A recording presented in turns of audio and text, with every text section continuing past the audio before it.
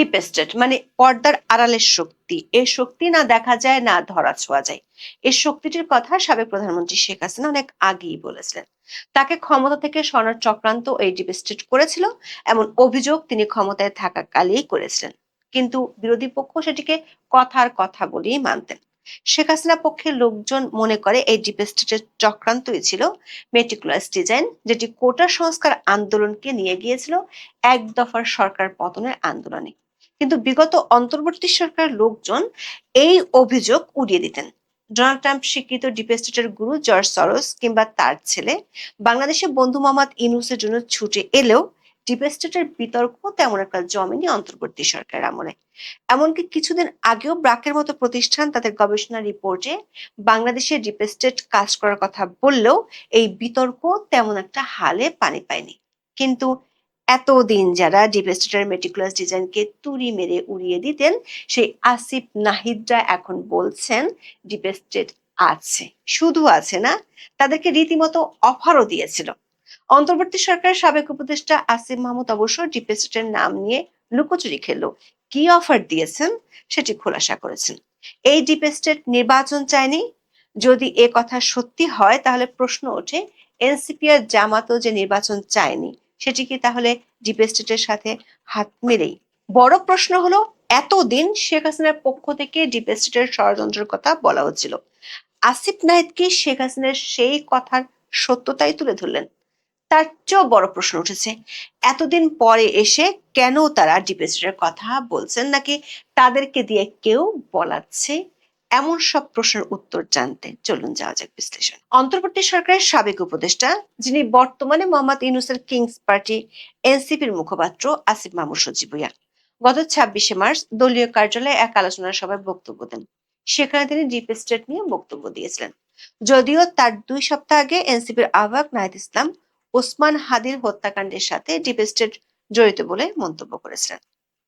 10ই March Rajshahi teachers training college মাঠে NCP আয়োজিত রাজশাহী বিভাগীয় ইফতার সমাবেশে প্রধান অতিথির বক্তব্যে নাহিদ বলেছিলেন, হাদি হত্যাকাণ্ডের সঙ্গে জড়িত ডিপ স্টেট ও দেশি বিদেশি চক্রদের আইনের আওতায় আনতে হবে। তবে নাহিদের এই বক্তব্য নিয়ে তখন অতটা সাড়া পড়েনি। কিন্তু আসিফ মাহমুদের বক্তব্যকে কেন্দ্র করে দেশব্যাপী, বিশেষ করে রাজনৈতিক অঙ্গনে ব্যাপক চাঞ্চল্যের সৃষ্টি হয়েছে। দেশ জুড়ে চলছে নানামুখী তুমুল আলোচনা। অনেকের কাছে প্রশ্নের উদ্রেক হচ্ছে যে এই ডিপ স্টেট আসলে কি, কারা এর সাথে জড়িত? আসিফ মাহমুদ 2 বছর পর এসে কেন এমন বক্তব্য দিচ্ছেন? আসিফ মাহমুদ ডিপ স্টেটের কথা বললেও সেই ডিপ স্টেটের কারা জড়িত তাদের নাম প্রকাশ্যে রহস্যজনকভাবে লুকোচুরি কেন করছেন, সেই প্রশ্ন উঠেছে। সবচেয়ে গুরুত্বপূর্ণ যে প্রশ্ন ঘুরপাক খাচ্ছে সেটি হলো, ডিপ স্টেট কি আসিফ মাহমুদকে ইউনূসের নেতৃত্বে ক্ষমতায় বসিয়েছিল নাকি ক্ষমতায় রাখতে চেয়েছিল? এই প্রশ্ন উঠছে কারণ শেখ হাসিনা ক্ষমতায় থাকাকালই এই ডিপ স্টেট নিয়ে কথা বলেছিলেন, প্রকাশ্যে জানিয়েছিলেন তার আশঙ্কার কথা। দর্শক, এখানে প্রথম প্রশ্ন, ডিপ স্টেট আসলে কি? রাজনীতি, ক্ষমতা আর গোপন প্রভাব, এই তিনের সংযোগে বারবার উঠে আসে ডিপ স্টেট প্রসঙ্গটি। এটি এমন একটি বিষয় যাকে আপনি না ধরতে পারবেন না ছুঁয়ে দেখতে পারবেন। তাহলে কি শুধু কল্পনাতেই ডিপ স্টেট থাকে? উত্তর হলো, ডিপ স্টেটের অস্তিত্ব আছে, যেটি মূলত ক্ষমতার অপ্রকাশ্য একটি কাঠামো। এটি সরকার বা দৃশ্যমান প্রশাসনের বাইরে থেকে রাষ্ট্র পরিচালনায় প্রভাব ফেলে। সোজা কথায় ডিপ স্টেট কোনো নির্দিষ্ট দাপ্তরিক কাঠামো নয়, বরং এটি রাজনৈতিক ধারণা যে রাষ্ট্রের ভিতর লুকিয়ে থাকা এমন এক ক্ষমতার কেন্দ্রকে বোঝায় যারা জনগণের ভোটে নির্বাচিত না হয়েও পর্দার আড়াল থেকে জাতীয় গুরুত্বপূর্ণ সিদ্ধান্তগুলো নিয়ন্ত্রণ করে। এটি এমন একটি নেটওয়ার্ক যেখান থেকে আমলাতন্ত্রের একটি অংশ, গোয়েন্দা সংস্থা, সামরিক বাহিনীর কিছু গোষ্ঠী বা প্রভাবশালী ব্যবসায়ী গোষ্ঠী, যারা সরাসরি সামনে না এসে নীতি নির্ধারণে ভূমিকা রাখে বলে ধারণা করা হয়। এদেরকে বলা হয় অদৃশ্য সুপার সরকার। এরা সব কলকাঠি নাড়বে, কিন্তু কারো কাছে এদের জবাবদিহিতা থাকে না। ধারণাটি এসেছে তুরস্কের একটি শব্দ থেকে, যাকে বলা হয় দেরিন দেপ্লেত। তবে মিশরের রাজনীতিতে এর প্রবল উপস্থিতি দেখা গেছে। ডোনাল্ড ট্রাম্প দ্বিতীয় মেয়াদে ক্ষমতায় এসে বাইডেন প্রশাসন যে বিশ্বের অনেক দেশে ডিপ স্টেট হয়ে কাজ করার জন্য টাকা ঢালছিলেন, সেই তথ্য সামনে এনেছিলেন। বাংলাদেশে ডিপ স্টেটের আলোচনা অনেক আগে থেকেই ছিল। সেই প্রসঙ্গে যাওয়ার আগে জেনে নেই অন্তর্বর্তী সরকারের সাবেক উপদেষ্টা, যার বিরুদ্ধে দুর্নীতির অনেক অভিযোগ আছে, সেই আসিফ মাহমুদ ঠিক কি বলেছিলেন। 26শে মার্চ এনসিপি সভায় আসিফ মাহমুদ বলেছিলেন, তারা যখন সরকারের দায়িত্বে ছিলেন শুরুর দিকে তাদেরকে বিভিন্ন শক্তিশালী ইনস্টিটিউশন, যাদেরকে আসলে ডিপ স্টেট বলা হয়, তাদের কাছ থেকে অফার করা হয়েছিল। দর্শক, আসিফ মাহমুদের কাছে তার এই বক্তব্যের ব্যাখ্যা জানতে চেয়েছে প্রথম আলো। সেখানে তিনি বলেছেন, অন্তর্বর্তীকালীন সরকার দায়িত্ব নেওয়ার প্রথম 3 থেকে 5 মাসের মধ্যে বিভিন্ন প্রভাবশালী প্রতিষ্ঠান বা ডিপ স্টেটের পক্ষ থেকে এই যোগাযোগ করা হয়েছিল। এর অর্থ হলো মোহাম্মদ ইউনূস ক্ষমতা নেয়ার 3 থেকে 5 মাসের মধ্যে ডিপ স্টেট যোগাযোগ করেছিল এবং কিছু প্রস্তাব দিয়েছিল। সেসব প্রস্তাবের মূল নির্যাস ছিল আওয়ামী লীগ সরকারের সাংবিধানিক মেয়াদ অর্থাৎ 2029 সাল পর্যন্ত এই সরকারকে টিকে থাকার জন্য যাবতীয় সহযোগিতা করবে ডিপ স্টেট। এর বিনিময়ে তাদের কিছু নির্দিষ্ট শর্ত পূরণ করতে হতো। আসিফ মাহমুদ দাবি করেছেন, ডিপ স্টেট ক্ষমতায় থাকার পুরো প্রক্রিয়া সাজিয়ে দিয়েছিল, কিন্তু ইউনূসের অন্তর্বর্তী সরকার তাতে সায় দেয়নি, বরং অন্তর্বর্তী সরকার নির্বাচন দিতে চেয়েছে। দর্শক, আমাদের অনুসন্ধান বলছে আসিফ মাহমুদ এখানে মিথ্যা তথ্য দিয়েছেন, যেটির প্রমাণ মিলে তারই সহকর্মী ধর্ম উপদেষ্টা এএফএম খালেদ হোসেনের একটি পোস্ট থেকে। সাবেক ধর্ম উপদেষ্টা 19শে মার্চ নিজের ফেসবুক পোস্টে লিখেছেন, প্রফেসর ইউনূসের ব্যক্তিগত ইচ্ছা ছিল সংস্কারের প্রধান ধাপগুলো সম্পন্ন করে 2026 সালের শেষের দিকে নির্বাচন আয়োজন করা, কিন্তু রাজনৈতিক বাস্তবতায় সবসময় পরিকল্পনা অনুযায়ী এগোয় না। রাজনৈতিক দলগুলো, বিশেষত বিএনপির অব্যাহত চাপ ও রাজনৈতিক পরিস্থিতির প্রেক্ষাপটে তিনি ফেব্রুয়ারি মাসে নির্বাচনের ঘোষণা দেন। দর্শক, আপনাদের হয়তো মনে আছে, সেনা প্রধান জেনারেল ওয়াকারুজ্জামান 18 মাসের মধ্যে নির্বাচন দেওয়া উচিত এমন কথা বলেছিলেন বিদেশি সংবাদ মাধ্যমকে। কথা বলার পর থেকে ইউনূসের রোষ আনলে পড়েছিলেন সেনাপ্রধান।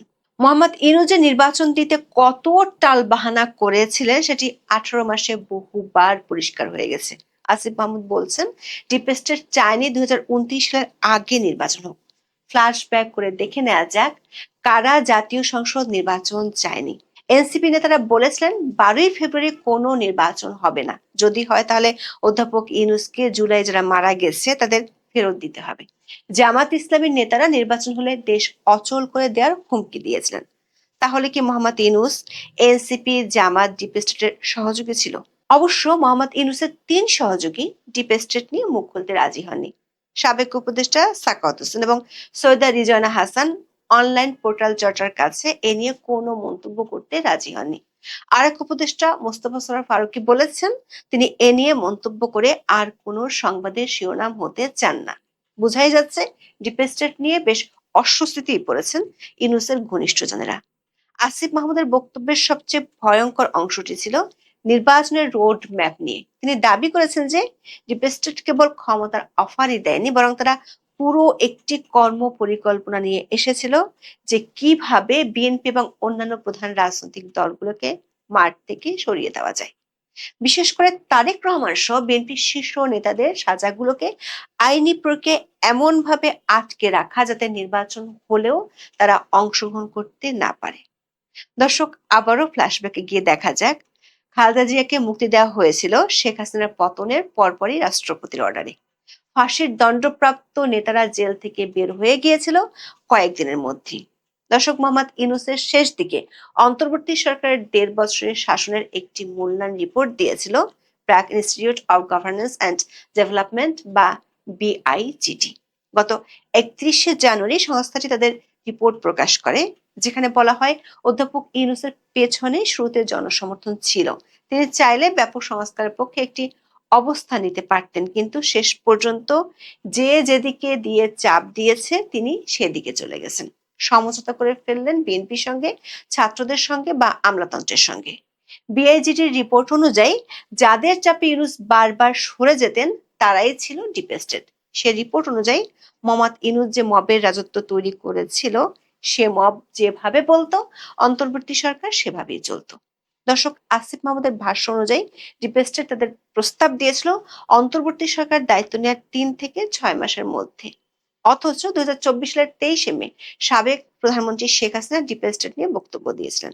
ওই বক্তব্যে শেখ হাসিনা বাংলাদেশ ও মিয়ানমারের একটি অংশ নিয়ে পূর্ব তিমুরের মতো একটি খ্রিস্টান রাষ্ট্র গঠনের ষড়যন্ত্রের কথা উল্লেখ করেছিলেন। 2024 সালের 23শে মে গণভবনে আওয়ামী লীগের নেতৃত্বাধীন 14 দলীয় জোটের একটি বৈঠক ছিল। সেই বৈঠকের সূচনা বক্তব্যে শেখ হাসিনা বলেছিলেন, বাংলাদেশে একটি বিদেশি শক্তি এয়ারবেস নির্মাণের প্রস্তাব দিয়েছিল, তবে তিনি স্পষ্ট করে কোনো দেশের নাম উল্লেখ করেননি। একই বক্তব্যে তিনি আরো বলেন, বাংলাদেশ ও মিয়ানমারের একটি অংশ নিয়ে একটি খ্রিস্টান রাষ্ট্র গঠনের চক্রান্ত চলছে। তিনি আরো উল্লেখ করেন, বঙ্গোপসাগর ও ভারত মহাসাগরের প্রাচীনকাল থেকে ব্যবসা বাণিজ্য চলে। এই জায়গাটার উপর অনেকেরই নজর, সেটা তিনি হতে দিচ্ছিলেন না। এটা তার একটা অপরাধ। এই বক্তব্য দেওয়ার 2.5 মাসের মধ্যে শেখ হাসিনা সরকার ক্ষমতাচ্যুত হয়। আসিফ মাহমুদ ডিপ স্টেট নিয়ে বক্তব্য দেওয়ার পর অনলাইনে অনেকে প্রশ্ন রাখছেন, তাহলে কি শেখ হাসিনার কথাই ঠিক? ডিপ স্টেট চেয়েছে বলে কি শেখ হাসিনার পতন হয়েছে? দর্শক, 2024 সালে ছাত্রদের নেতৃত্বে গড়ে ওঠা যে আন্দোলনে আওয়ামী লীগ সরকার ক্ষমতাচ্যুত হয়, সেই আন্দোলনে মার্কিন যুক্তরাষ্ট্রের ডিপ স্টেটের ভূমিকা ছিল এমন আলোচনা বিভিন্ন সময় উঠে এসেছে। কিন্তু অন্তর্বর্তী সরকার গুণমুগ্ধদের পক্ষ থেকে বরাবরই এই অভিযোগ অস্বীকার করা হয়েছে। আবার 2007 সালে যে 111 এর সরকার, সেটিতেও ডিপ স্টেটের সরকার ছিল এমন অভিযোগও আছে। এসব অভিযোগ যদি সত্যি হয়, তাহলে এটি পরিষ্কার অনেক আগে থেকেই বাংলাদেশে বিদেশি আর দেশীয় শক্তি মিলে ডিপ স্টেট কাজ করছে।